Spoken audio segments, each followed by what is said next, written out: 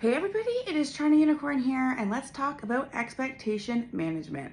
So this is part of a series I am doing called How to Live Unapologetically Yourself. It is a podcast as well as a video podcast, and I am going to talk about expectation management. So before we get to this, let's just dial it all back for a second, and we have to learn one real truth is that we are responsible for our own feelings and emotions. Yes, other people can trigger us, other people can say things or do things that can cause reactions in us, sure, but ultimately we are responsible and accountable for our own reactions to things, right?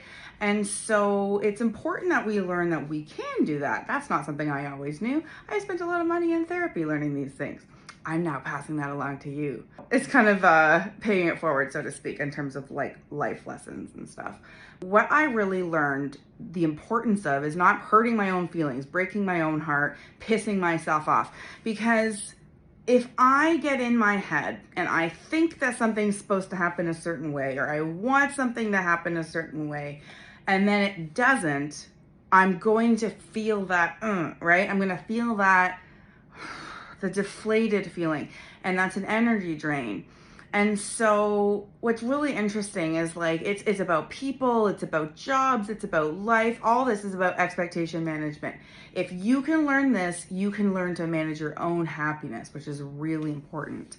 So one of the things that I see in the dating world and that kind of stuff is that my friends, and I'm guilty of this too, but my friends more recently will say things to me like, we had this great talk, me and this guy, and I really like him, but you know what? I waited all the next day for a text and he didn't text me, so whatever. And she got upset. And to be honest with you, I have been there. I have made judgments about, time going by, and it turns out to be I was wrong based on his intentions, but apparently we live on different time zones, men and women. So I remember saying to her, wait a second, I said, so you talked to him all night and then now you're mad that he didn't text you today. And she's like, well, yeah, because it must not be that interested. I'm like, but what if he's so interested he doesn't want to smother you and he thinks he's doing it for a different reason, right? I understand, there's both could be true, but it was weird to kind of see somebody kind of do it in front of me that, oh, he didn't text me, now I'm mad. Well, he might not have texted you for a lot of reasons, and it doesn't have anything to do with whether or not it was a symbol of his like for you. I think that was one of the most clear examples recently.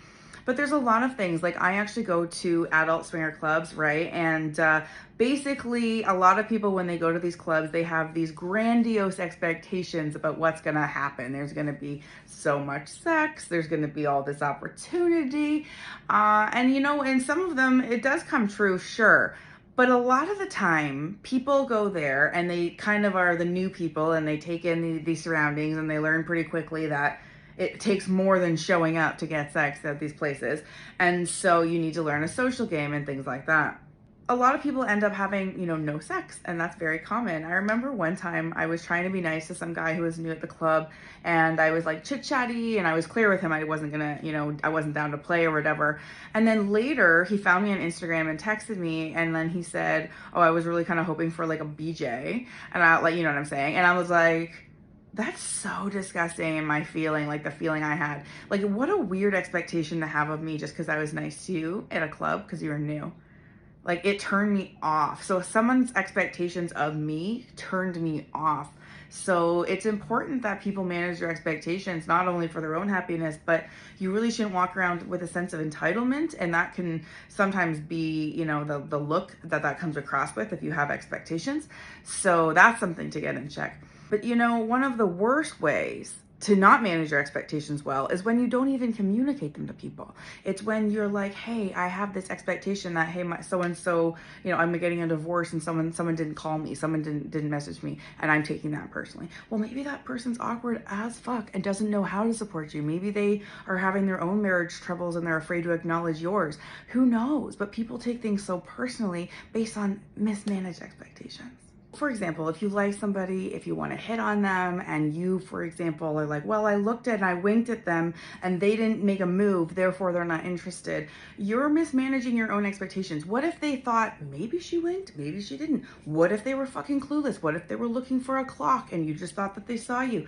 There's so much that can be misunderstood, misread, and a lot of people are so nervous about rejection that they kind of like quickly are would be like, oh no, I don't want to put myself out there even more. And so what I've learned, especially with expectation management and socializing and dating, is you've got to be a little more clear, you've got to be a little more obvious. And frankly, if you help someone else overcome their fear of rejection by giving them a safe landing, and what do I mean by that? Sometimes if you do like somebody, but you're still not a pursuer, you could go and like stand as close to them as you could and like twirl your hair, or like I'm giving an example, around them. Do something to be effectively communicating, because it's not fair for somebody to just take that, and jump with it and like risk their own rejection. So if you all like somebody, make sure that they know, make sure that you can find a way that you're comfortable with to let them know, because otherwise you could be losing opportunities with people that you thought rejected you that had no fucking idea what was going on.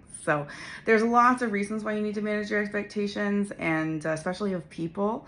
One of those things for me is I don't like people who are late. I don't like people who piss me off because they don't show up for shit that are planned. So that's my expectations of people, is that they either show up all the time or they basically communicate effectively, so that when they can't show up on time, if there's traffic, if something has come up, at least I don't feel like my time has been disrespected. I can be communicated with and my expectations can be managed. So even though it's an important value of mine that somebody is, punctual and respects time, I can have that managed even if somebody has challenges with that, as long as they're a good communicator. So it all comes down to expectation management, right? You could be an hour late for our date and you walk in and I'm pissed. Well, I'm probably pissed because you didn't text me during that hour and I was like, what the fuck? Or I'll walk in and have a big smile on my face because you texted me all the way there saying the traffic was holding you back, but that you couldn't wait to see me.